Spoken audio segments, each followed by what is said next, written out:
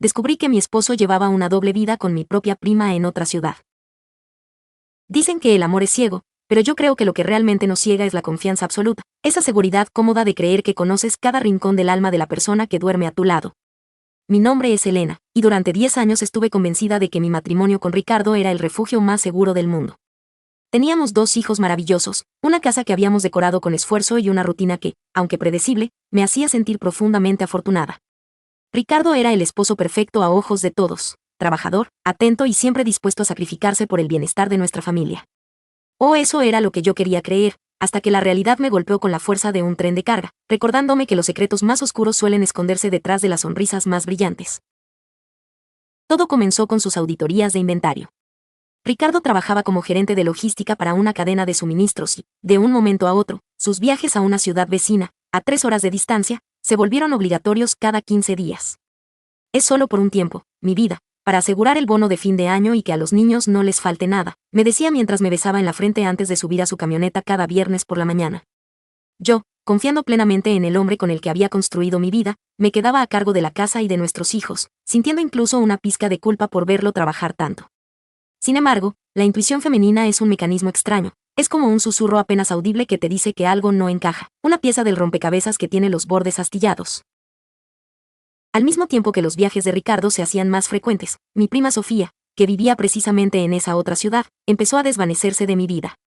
Éramos muy cercanas desde niñas, casi como hermanas, pero de pronto dejó de contestar mis llamadas, sus redes sociales desaparecieron y sus respuestas por mensajes eran cortas, frías y evasivas. Mi tía, su madre, me comentó en una reunión familiar que Sofía estaba atravesando un momento delicado porque estaba embarazada de un hombre que, según ella, era un empresario muy ocupado que prefería mantener su privacidad al margen de Internet. En ese momento, sentí un pinchazo en el pecho, una punzada de mal presentimiento que ignoré por puro miedo a lo que mi mente empezaba a maquinar. Me convencí de que eran solo coincidencias, que mi mente me estaba jugando una mala pasada por el cansancio de cuidar sola a los niños. Pero la duda es una semilla que, una vez plantada, crece incluso en la oscuridad más profunda. Un viernes, mientras Ricardo preparaba su maleta para otro de sus viajes, noté que se había comprado ropa interior nueva, de seda, mucho más cara de la que solía usar. Además, su perfume, ese que yo le había regalado, ahora lo usaba en exceso antes de salir. Cuando se despidió de mí, sentí que su beso era mecánico, vacío de esa calidez que solía reconfortarme. En cuanto escuché el motor de su camioneta alejarse, tomé una decisión que cambiaría mi vida para siempre. Llamé a mi madre para que se quedara con los niños, le inventé una excusa sobre una emergencia de trabajo y me subí a mi propio auto. Iba a seguirlo.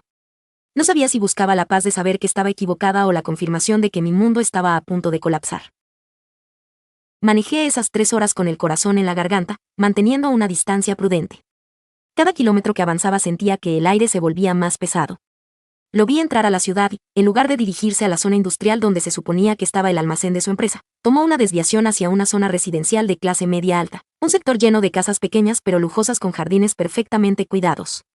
Lo vi estacionarse frente a una casa de fachada blanca y flores azules. Mi respiración se cortó.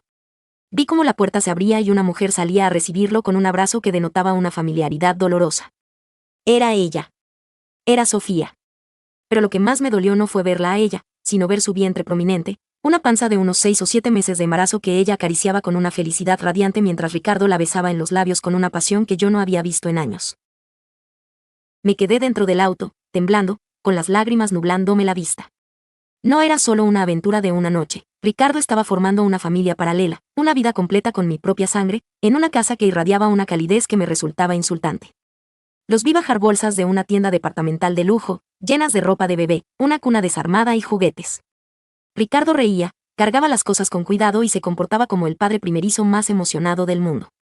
En ese momento, la rabia superó al dolor. Cometí el error de bajarme del auto en medio de un arrebato de furia ciega. Caminé hacia ellos y, antes de que pudieran entrar a la casa, grité el nombre de Ricardo con toda la fuerza de mis pulmones. La escena que siguió fue sacada de una pesadilla. Ricardo se puso pálido, como si hubiera visto a la muerte misma, y soltó las bolsas que llevaba. Sofía se tapó la boca con las manos y comenzó a retroceder, con los ojos llenos de lágrimas. Elena, no es lo que parece, déjame explicarte, gritó Ricardo, tratando de acercarse a mí, pero yo lo aparté de un empujón. ¿Qué vas a explicarme, Ricardo? ¿Que esta es tu oficina de inventarios? ¿Que mi prima es tu nuevo proyecto logístico? Le espeté con una voz que no reconocía como mía. Sofía, entre sollozos, empezó a decir que ella no sabía la verdad, que Ricardo le había asegurado que nosotros ya estábamos en proceso de divorcio desde hacía un año, que vivíamos en casas separadas y que él solo mantenía contacto conmigo por los niños. La bajeza de su mentira me dejó sin aliento. Él le había construido una realidad falsa para que ella aceptara ser su segunda familia sin culpas. La confrontación fue humillante. Los vecinos empezaron a asomarse por las ventanas y yo me sentía como la protagonista de un espectáculo grotesco. Me subí a mi auto y regresé a casa manejando como un autómata, sin sentir las manos sobre el volante. Sabía que no podía simplemente llorar, tenía que actuar. Esa misma noche, mientras Ricardo trataba de llamarme desesperadamente, me senté en la computadora de nuestra oficina en casa. Empecé a revisar nuestras cuentas compartidas, esas que él administraba porque yo tenía mucho que hacer con los niños. Lo que encontré terminó de romper lo poco que quedaba de mi corazón.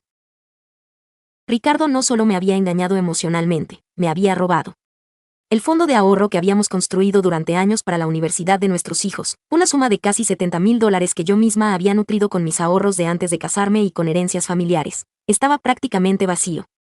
Había transferencias constantes a una cuenta a nombre de Sofía, pagos de hipoteca de la casa donde ella vivía y gastos exorbitantes en artículos de lujo para un bebé que aún no nacía. Había usado el futuro de sus propios hijos para financiar su fantasía con mi prima. Fue en ese momento cuando el dolor se transformó en una determinación fría y calculadora. No iba a permitir que se saliera con la suya.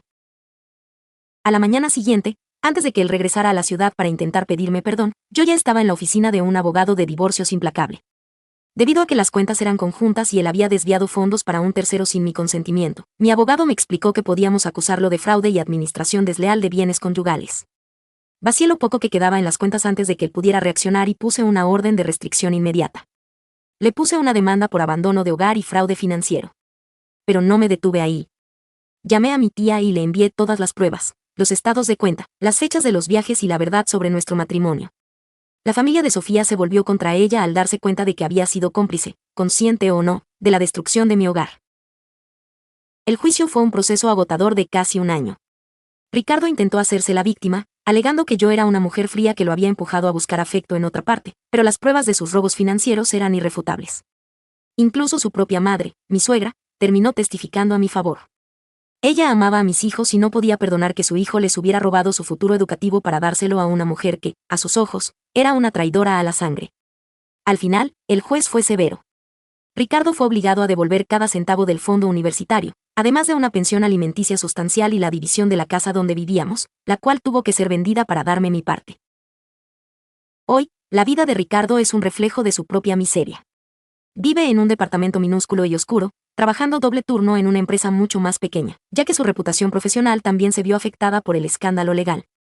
La gran historia de amor con Sofía no sobrevivió a la falta de dinero. Sofía lo dejó apenas unos meses después de que naciera el bebé, cuando se dio cuenta de que Ricardo ya no podía mantener el estilo de vida de lujos al que la había acostumbrado.